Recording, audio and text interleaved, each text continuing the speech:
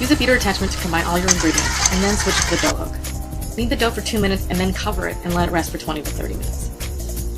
Then cut it into 4 portions. You're going to work with one piece at a time, so cover the rest while you're not working with it. Flatten it into a rectangular shape and add flour to both sides.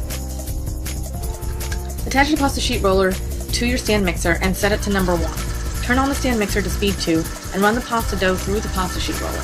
While on number 1, you're going to fold the dough in half and run it through again. I do this several times. Be sure to add a little bit of flour on each side of the dough between passes through the pasta sheet roller. You only want to fold the dough in the number 1 setting. After that, change it to number 2 and pass the pasta dough through the sheet roller. I do this twice and then twice each on number 3 and number 4, so it gets pretty thin.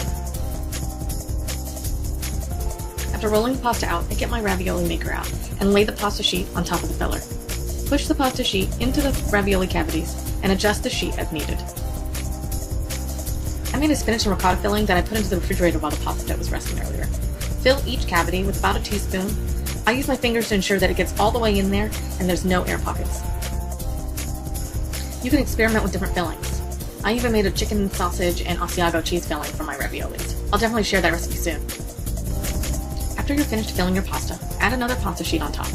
And using your hands, you're going to push down to ensure the sheets are pressed together. You don't want any air pockets. Then cut the pasta sheet at the end with kitchen shears. Once again, press down with your hands and pat it a little. You want to make sure to seal the raviolis. Flip the ravioli filler and remove the filled pasta sheets.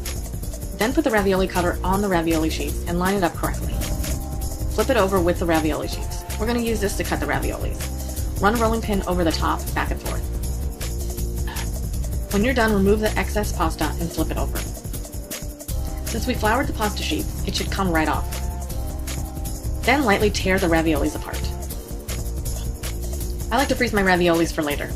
So they don't stick together, put them on a parchment paper lined baking sheet to flash freeze for a few minutes. Then put them into a zippered plastic bag and place them in the freezer. For the entire recipe, including step-by-step photos and how to make these baked or fried ravioli appetizers,